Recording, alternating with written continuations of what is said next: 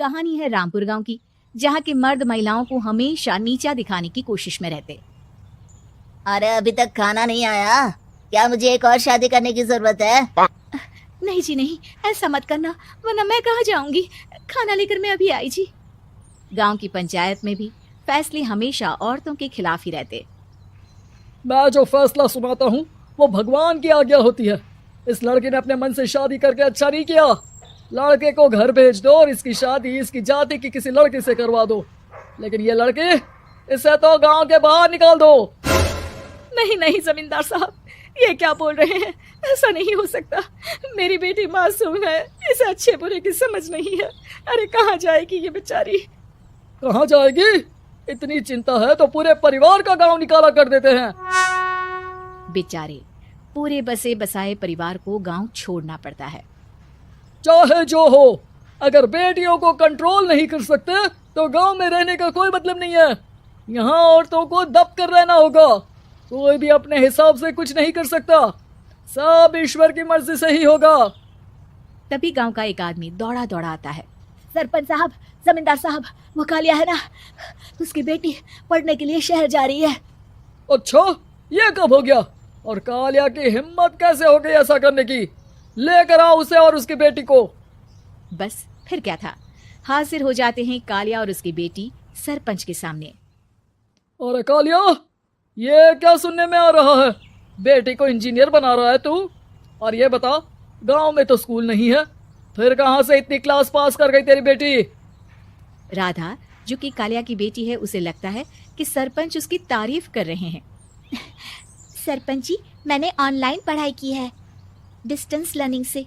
सभी में मैंने अच्छे नंबर पाए हैं, जिसे देखते हुए शहर की इंजीनियरिंग कॉलेज में मुझे स्कॉलरशिप मिली है। वाह जी वाह, क्या होती है ये? पहले तो ये बताओ, फिर आगे की बात करते हैं। पूरा गांव राधा की बात सुन रहा था और राधा बोलती जा रही थी।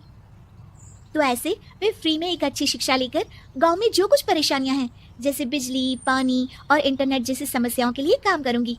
मैं गांव को शहर से जोड़ने के लिए पुल का निर्माण करवाने का प्रस्ताव रखूंगी। मुझे पूरी उम्मीद है कि जल्द ही हमारा गांव भी तरक्की की राह पर चल पड़ेगा। राधा की बात सुनकर सारे गांव वाले ताली बजाने लगते हैं।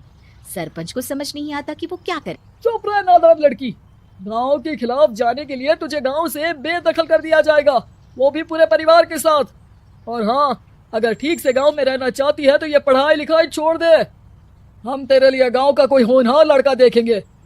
तभी गांव का एक आदमी बोल पड़ता है। अरे नहीं नहीं सरपंच जी, राधा बिटिया जो बता रही है, अगर वैसा हो जाए तो हम लोगों को पैसा कमाने के लिए बाहर नहीं जाना पड़ेगा। हाँ जी, और ना ही कोसों दूर पानी के लिए भटकना पड़ेगा। हमारे बच्चे भी अच्छी पढ़ाई कर सकेंगे और आगे बढ़ेंगे, ना कि हमारी तरह खेती करते बैठेंगे। क्यों गांव वालों, राधा बिटिया का साथ देना चाहिए ना। सरपंच देखता है कि गांव राधा के साथ है तो वो चुप हो जाता है। वो घर आकर अपने सलाहकार से बात करता है, जो बहुत ही चालाक किस्म का इंसान होता है। अरे सरपंच साहब, आपको बहुत ही होशियारी से काम लेना पड़ेगा। एक बार गांव तरक्की कर गया, यहाँ के बालक पढ़ लिए तो कोई ना पूछेगा आपको। और फिर ये जो बेटा और बेटी है ना आपके, इनको भी आम लोगों की तरह ही जीवन जीना होगा। हाँ, लेकिन करे तो क्या करे? वो ना आप मुझ पर छोड़ दीजिए, बस मैं जैसा बोलूं करते जाइए। अगले रोज सुबह जब गांव वाले सोकर उठते हैं तो राधा के घर के बाहर और साथ ही वो लोग जिन्होंने राधा का सपोर्ट किया था, उनके घर के आगे लाल रंग से कल आऊंगी लिखा होता है। कल आऊंगी? यह क्या होता है? अरे यह तो खून से लिखा है, लगता है कोई भूत प्रेत या चुड़ैल का साया है। चलो सरपंच जी के पास चलते हैं। सभी सरपंच के पास जाकर उसे सारी बात बताते हैं। अरे ये तो बड़ी मुश्किल की बात है। चलो, मैं एक बाबा को जानता हूँ, उन्हें बुला लेता हूँ। सरपंच बाबा को लेकर गांव के घर के बाहर जाता है। ओहो, तो ये वो चुड़ैल है जो उन लोगों को निशाना बनाते हैं जो गांव को बदलने का सपना देखते हैं। वो गांव को ऐसे ही संपन्न देखना चाहती है, वो नहीं चाहती कि कोई बाहरी यहाँ का कायाकल्प करे।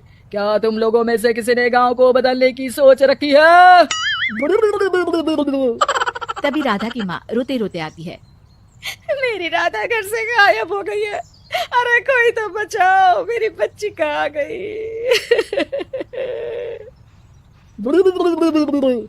ले गई वो चुड़ैल, तेरी बच्ची को ले गई। अब वो उसे श्रापित करके छोड़ेगी, उस पर चुड़ैल का साया हो जाएगा। तभी बुरी सी हालत में राधा भी वहां आ जाती है। उसके बाल चुड़ैल की तरफ फैले होते हैं और कपड़ों में खून लगा होता है। सभी राधा को देखकर डर जाते हैं। माँ, पता नहीं मुझे कौन उठा कर ले गया था।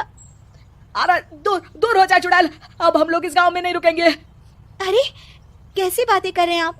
कल तो आप मेरे भरोसे गांव का हुलिया बदलने, अपने बच्चों को पढ़ाने और तरक्की उन्नति की बात कर रहे थे, तो आज क्या हो गया आपको? ये फिर तुम लोगों को बहकाएगी। ये चुड़ैल गांव में आ चुकी है, ऐसे ही ये तुम्हारे घर के बच्चों को भी ले जाएगी। गांव वाले राधा को गांव से बाहर निकाल देते हैं। उसके माँ बाप रोते रहते हैं, लेकिन गांव वाले नहीं मानते। मैं भी अपनी बहन के साथ गांव के बाहर रहूंगा, लेकिन वो पढ़ाई नहीं छोड़ेगी। वहीं सरपंच के घर पर सलाहकार कहता है, देखा, सांप भी मर गया और लाठी भी नहीं टूटी। लेकिन अगले ही दिन सरपंच के घर के बाहर भी वही शब्द लिखे होते हैं। और फिर सरपंच की बीवी कहती है, हमारी बेटी को किसी ने अगवा कर लिया है। तभी राधा का भाई वहां आ जाता है। अरे गांव वालों, मैंने सरपंच जी की बेटी को देखा था, वो चुड़ैल उसे उठाकर ले जा रही थी। अरे क्या मजाक कर रहे हो? नहीं नहीं सरपंच जी, आप नहीं जानते, वो चुड़ैल अब आपकी बेटी में आ जाएगी, जैसे राधा के अंदर आ गई थी। तभी सरपंच की बेटी वैसी ही हालत में वहां आती है जैसे राधा आई थी। पापा, पता नहीं कैसे मैं गायब हो गई थी। चुड़ैल, इसके अंदर भी चुड़ैल का साया है, मारो इसे। अरे नहीं नहीं, इसे भी राधा के पास गांव के बाहर ही भेज दो। अरे चुप रहो, मेरी बेटी कहीं नहीं जाएगी, और चुड़ैल वुड़ैल कुछ नहीं होता है। अरे कैसे बात कर रहे हो सरपंच जी? आप तो बोल रहे थे कि आपका फैसला भगवान का ज्ञान होता है, तो अपने पर बात आई तो अब आप ऐसे बोल रहे हैं। अरे ना ना ना, आपको अपनी बेटी को त्यागना ही होगा। अरे बुलाओ बाबा को। राधा का भाई बाबा को ले आता है, जिसे अब गांव वालों के डर के कारण सच बोलना पड़ता है। मैं कोई बाबा नहीं हूँ, मैं तो मोची था। ये सलाहकार महोदय ने मुझे कहा था एक्टिंग करने को, अब वो मुझे पैसे देने वाले हैं। अब मुझे माफ कर दो। गलती हो गई, मुझे माफ कर दो। तभी वहां राधा आ जाती है। देखा सरपंच जी, जब गांव के बच्चे साक्षर होंगे तो आप जैसे लोगों की चालाकी नहीं चलेगी।